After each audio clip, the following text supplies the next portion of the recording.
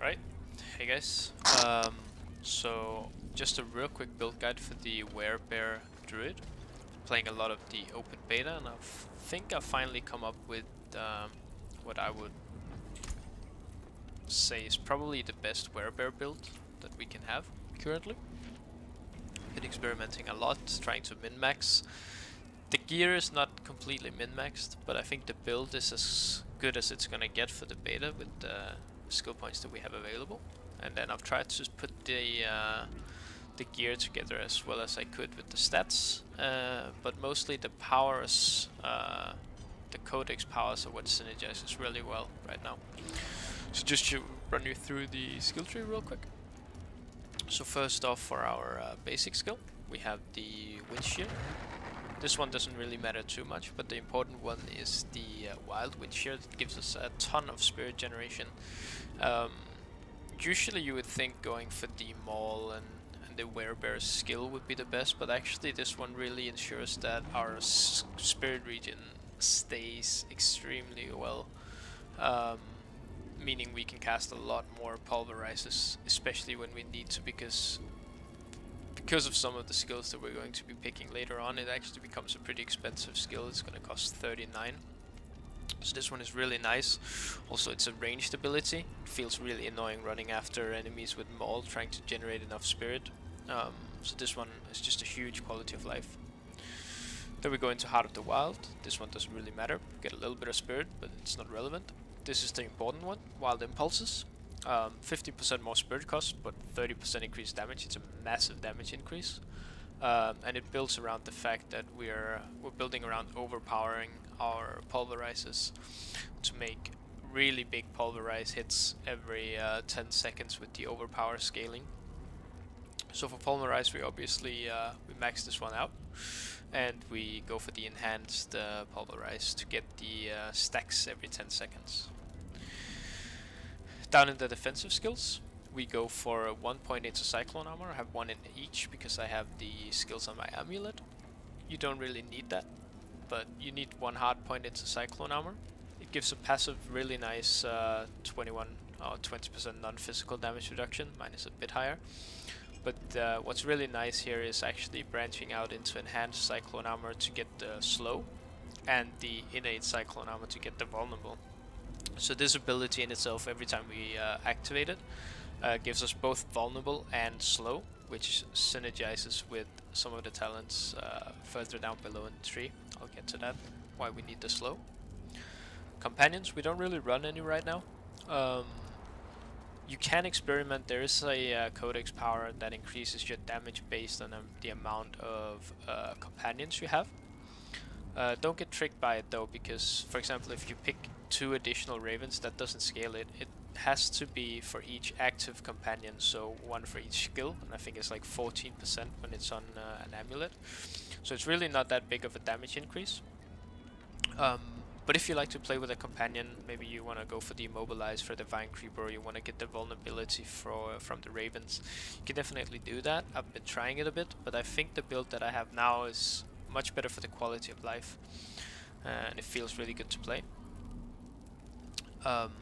Down in the Wrath skills, we have Trample. In itself, it's a really good mobility skill to move out of harm's way or just to travel, and now that we're in an open world MMO. This one doesn't really matter.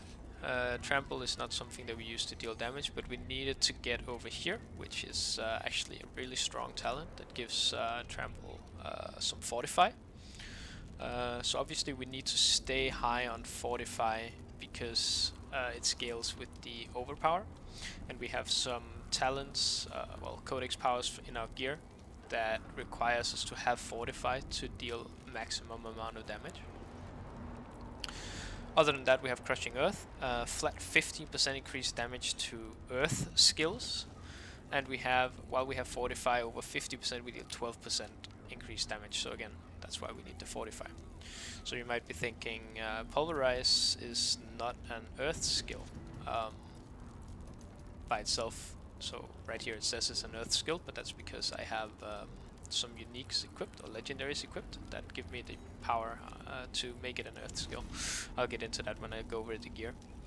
So we have 1 point left.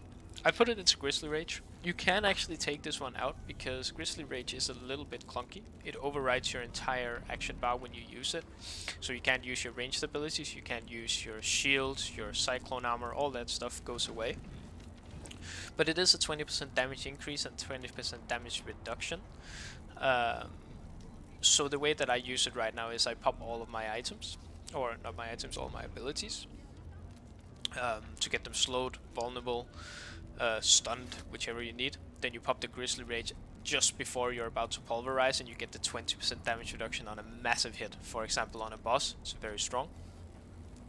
But afterwards, you kind of have to run around for 10 seconds in Grizzly Rage and melee, because your basic ability gets overridden by Maul. So you have to run around and melee the enemy afterwards, which it can get a bit clunky. So you could take this one out, maybe put it into a nature magic skills, deal 4% increased damage to elites, just to have some flat more damage, because this one does count as a nature magic.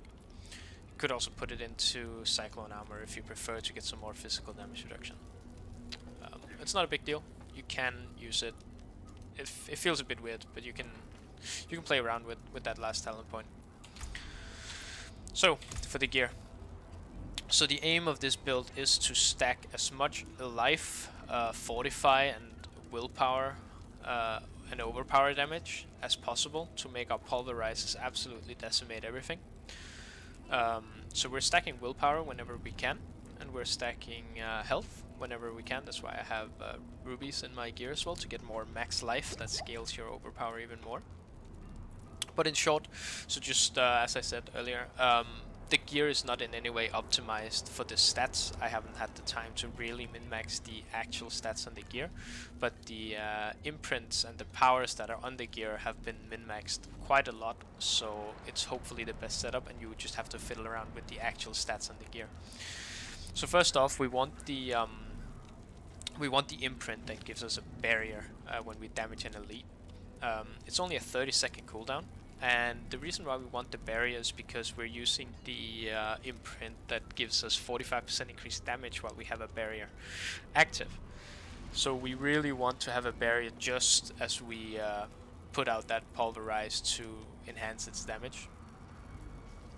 This one is just for a little bit of damage reduction. There might be better options out there, but a little bit of damage reduction is really nice. This is going to be up pretty much all the time.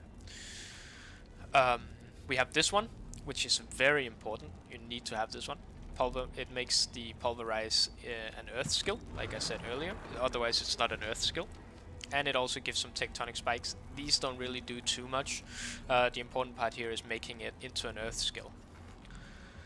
The reason why we want it to be an earth skill is both so it synergizes with our tree, the nodes that we picked in the tree, but also because we have this this power on the boots, which makes it so that when we have fortify, our earth skills gets +2 ranks. So that means our pulverize will become a rank 8 pulverize instead of a rank 6. It's pretty big.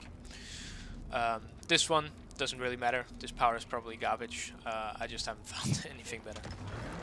For the weapon, you want to use a two-handed mace because inherently it has +% overpower damage on it compared to other weapons. Then you want to aim for, like you see on my weapon here, you want to aim for probably willpower and overpower damage. Critical strike damage is okay. There might be something better if you find something that you can min-max with. Put it together the way you want, but definitely willpower and overpower is extremely strong here. Socket it with 2 overpower damage gems. This one is a beast of a weapon. Other than that, we imprinted core skills, deals up to 56% increased damage based on your amount of fortify. I don't think this is the optimal one to have on your weapon.